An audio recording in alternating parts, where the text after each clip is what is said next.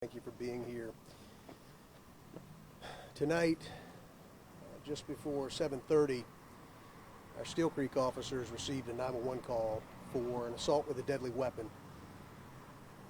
Call for service with shots fired in the area of where we are now, Nations Ford near Arrowwood. Officers received information from our real-time crime center signifying that a vehicle of interest was possibly in the area and that officers should be on the lookout. Two officers riding in one patrol car observed a vehicle matching that description just down the road from where we are now in the 200 block of East Arrowwood Road. Officers made a traffic stop on that vehicle, began to engage the driver in a calm and deliberate fashion, and that driver produced a handgun. Shots were fired, and one of our officers was struck multiple times just doing his job. The suspect, who was driving the vehicle and produced the handgun, was also struck by gunfire. Both parties at this time are still alive and are receiving medical care at the hospital. The other officer who was involved was also taken to the hospital as a precautionary measure. I can't stress enough the danger that our men and women wearing this police uniform face every day. And when people call and say that shots have been fired and that guns are involved in a case or in a situation, well, that doesn't have to be. We go there.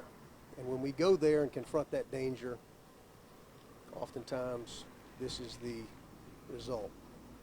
I'll take any questions that you have.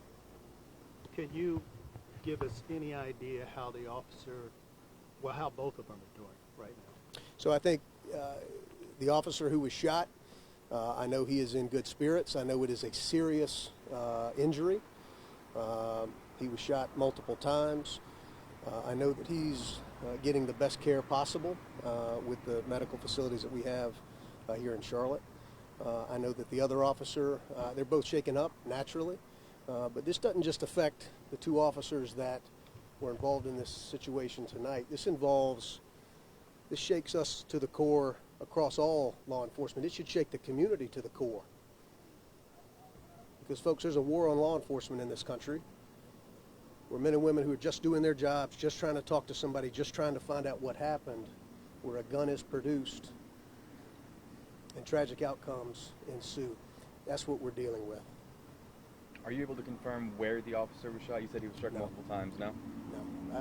I'm not a physician, and I'm not going to suppose to know exactly what that is or what that situation is. But as you know, when we're talking about multiple shots being fired, it's a serious injury.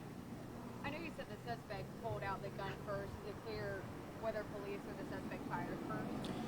Well, that'll come out in the investigation. But I challenge anyone who has that type of question to say, should that really matter? And what I will say to that is, on a traffic stop, think about it just for a second about the split-second decisions that have to be made. And if you're just talking to somebody and all of a sudden they produce a firearm, you can only, and potentially you just did a violent crime in the area just minutes ago, what that suspect may be thinking, but what our police officers are then faced with doing. So that'll come out in the investigation. I don't know the answer to that. Once we get that, of course, we'll put that out. But the real answer to that is, does it matter? Any other questions for the chief? Thank you so much.